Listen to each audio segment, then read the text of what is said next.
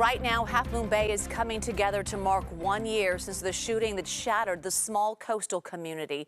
A vigil is just getting underway to remember the lives lost in the worst mass shooting in San Mateo County history. 7 farm workers were killed and another wounded when a gunman went on a rampage in what investigators believe was an extreme case of workplace violence. Authorities say the suspect targeted workers at California Terra Gardens, where he lived and worked, and Concord Farms, his previous workplace.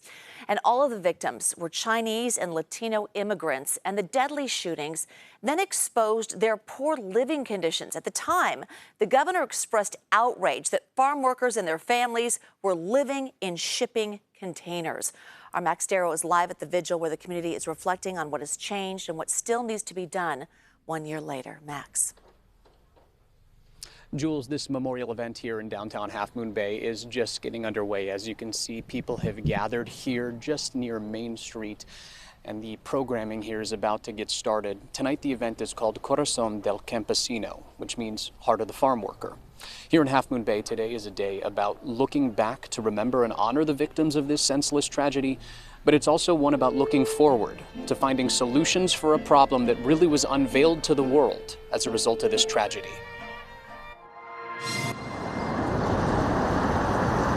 It's still difficult to remember. Medical aid for a shooting victim. January 23rd, 2023 was a day that would forever change Half Moon Bay. It's very difficult to talk about. A year later, the community honors the 7 people who were killed in a series of shootings at 2 farms on that infamous day. Even though time ticks on, the community's collective heart still hurts. A year is not enough to heal. But a year is long enough to see the seeds of change start to grow. After the mass shooting, the world saw the dire conditions that many farm workers were living in, which brings Mayor Joaquin Jimenez here. It's a feeling of hope.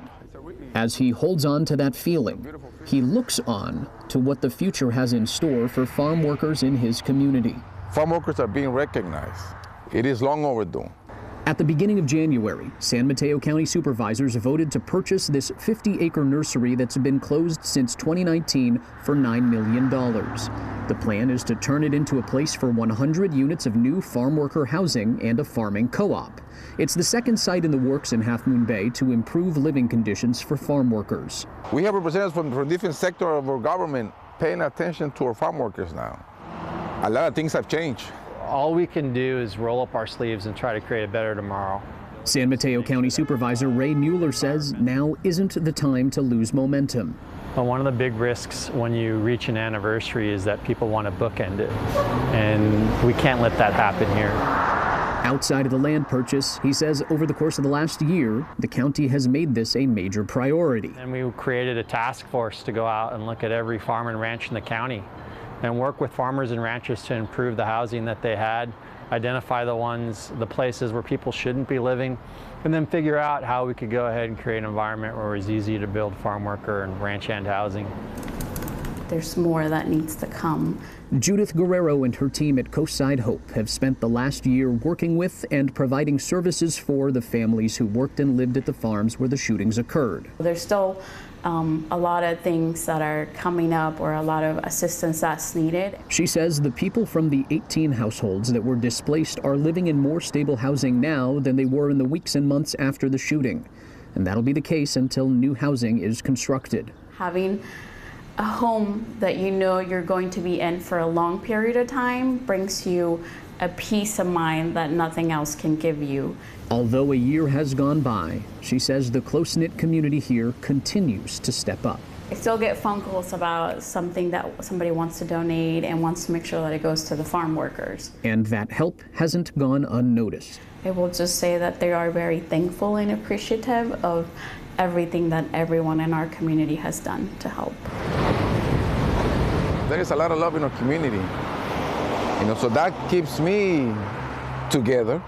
Healing is a lengthy process. It's going to take years, decades. But as that process continues for this coastside community, Jimenez feels that change is inspiring hope and action for a better tomorrow.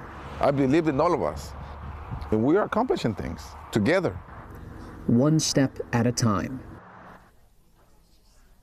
Back here live in Half Moon Bay, renowned artist Fernando Escartiz will unveil an artistic tribute to the victims and the survivors. The hope of tonight's event is to bring the community together, to reflect, to look forward, and to continue to inspire change. Jules? Yeah, well put. Max, thank you for that story. Max Darrow. All right, we're also hearing from the sole survivor of the rampage. 1 year later, Pedro Felix Romero Perez is speaking out about what he's been going through. Pedro lost his brother, Jose, in the attack. Ya no está mi hermano conmigo. Ya no. Ya no está mi hermano, pues sí. Es lo que me duele mucho. Pedro was with his brother when he was killed and says he was a good person who would give him advice. Pedro was injured in the shooting and is now in recovery. He has family in Oaxaca, Mexico, and hopes to one day return. Meanwhile, a San Mateo County grand jury indicted the suspect gunman Chunli Zhao on 7 counts of first-degree murder, along with attempted first-degree murder and special circumstances. Prosecutors say the shooting stemmed from a dispute with a supervisor over the forklift repair bill. And he was due to be arraigned today, but that's now been pushed back to next month.